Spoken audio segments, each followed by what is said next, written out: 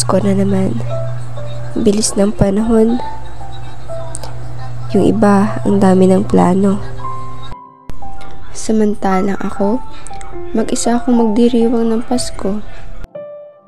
Pero ayos lang. Nasanay na ako ng ganito.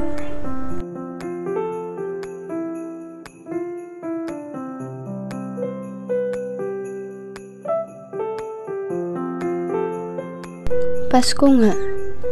Pero hindi ko naman madama ito.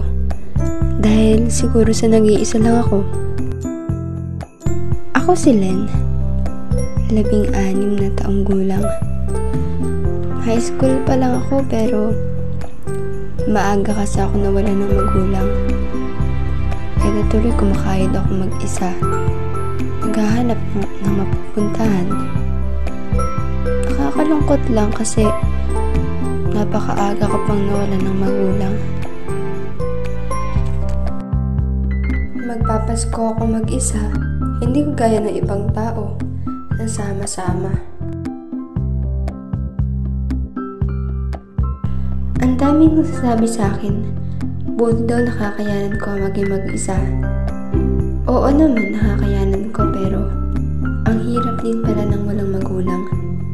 Sa oras ng Pasko, kahit gustuhin ko mang kasama yung buong pamilya ko, wala akong magagawa kasi wala na sila.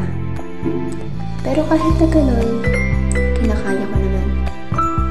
Pumunta ako dito para bilhin lang yung paborito kong tsokolate na binibigay sa akin ng aking ina kapag umuwi sa abroad.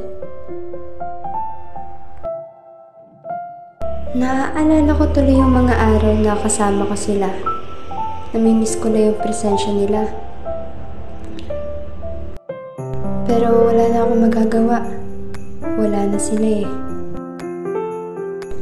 Minsan napapaisip na lang ako, bakit kaya iniiwan ako ng lahat? Kailan ko kaya matatamasa na makasama ulit sila? Kagaya ng kaibigan ko, iniwan na rin ako. Siya na nga lang yung nag-iisa kong kaibigan na wala pa siya sa buhay ko. Hindi ko talaga madama-dama ito. Siguro dahil wala na nga akong mga kapiling na mahal ko sa buhay. Masyado sila naglaho eh. Hindi ko rin alam. Minsan iniisip ko, pinaparusahan kaya ako ng Diyos? Pero wala. Nagpumuni-muni lang ako lagi. Ang hirap talaga ng walang kasama sa buhay. Sinasarili ko na lang talaga ang lahat.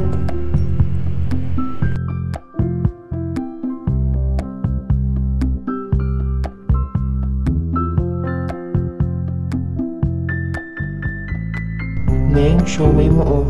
Thank you po.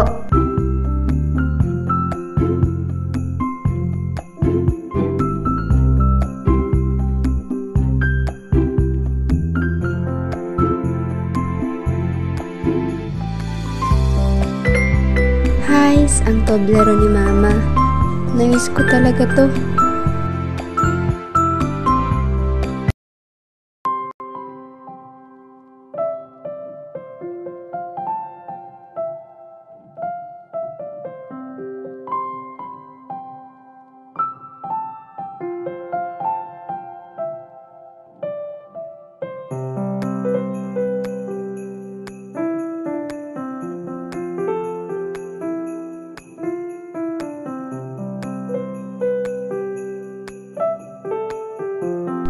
Mama at Papa, kung nasan man kayo ngayon, palagi niyong tandaan na lumalaban ako ha.